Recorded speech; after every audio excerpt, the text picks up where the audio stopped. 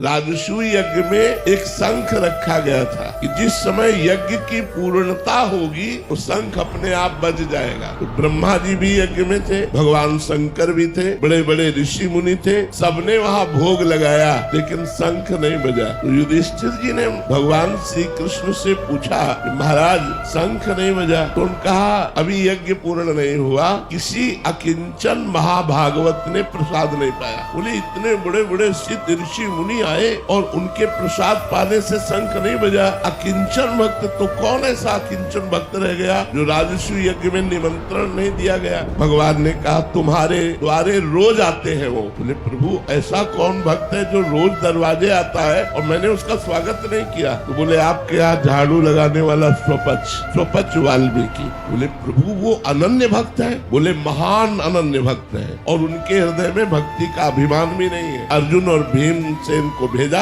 जाओ उनके घर और उनको निमंत्रण देके बुलाओ और रसोई तैयार करें द्रौपदी, और जब उनको सम्मान से पवाओगे तब यज्ञ पूर्ण होगा। स्वपच वाल्मीकि के यहाँ जब अर्जुन और भीम जी गए तो वो रो रहे थे भगवान का नाम जप करते हुए। हाँ भीमसेन ने देखा कि अरे इनको तो कोई जानता ही नहीं कि ऐसे महान भक्त हैं। ये तो एक हाथ में डलिया एक हाथ में झाड़ू लिए दोना पत्थर वहाँ उठाते, लेकिन ऐसे महान भक्त जो इस साष्टांग दंडवत किया। तुम कहा अरे मालिक आप ये क्या कर रहे हो, हम तो आपके नौकर हैं, हम तो आपके द्वारा पोषित है। उन्होंने कहा भगवान श्री कृष्ण ने अब आपका रहस्य खोल दिया है, अब आपको निमंत्रण देने आए हैं और आपको। बोले हम तो रोज जूठन पाते हैं, हमें निमंत्रण की क्या जरूरत। बोले नहीं भगवान ने कहा है। भगवान की तरह प्रलय कोप से कहा कि मैं छुप करके आपका भजन करना चाहता हूँ, लेकिन आप प्रकाशित ही करना चाहते हैं। तो यदि आप प्रकाशित करना चाहते हैं तो मैं छुप कैसे सकता हूँ, अवश्य आऊंगा। तो उनको पालकी में बैठाल करके राजसूय यज्ञ में बुलाया गया। द्रौपदी जी ने स्वयं भोजन तैयार किया और जब वो पाने बैठे तो खीर सब्जी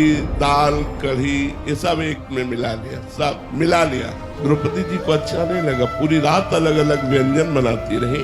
स्वपच वाल्मीकि जी ने पाया लेकिन शंख नहीं बजा। युधिष्ठिर जी ने कहा महाराज आप तो कह रहे थे अकिंचन महाभागवत स्वपच जी जब पालेंगे तो शंख बज जाएगा। बोले शंख तो बज जाएगा लेकिन अपराध हो गया, इनके प्रति किसी ने अपराध कर दिया इसलिए शंख नहीं बजा। किसने किया? तो द्रौपदी जी ने कहा मेरे मन में एक बात आई प्रभु, पूरी रात सुंदर सुंदर पकवान बनाती रही, एक में मिला लिया तो मुझे लगा कोई राजा महाराजा होता तो वो स्वाद जानता, ये क्या जाने स्वाद, इसीलिए एक में मिला लिया, ऐसा मेरे मन में आया। बोले तो वैष्णव अपराध बन गया, वैष्णव में दोष दृष्टि बन गई, इनके चरणों में प्रणाम करो। प्रणाम किया। जे ही द्रौपदी जी ने प्रणाम किया बड़ी जोर से शंख गर्जना होने लगी।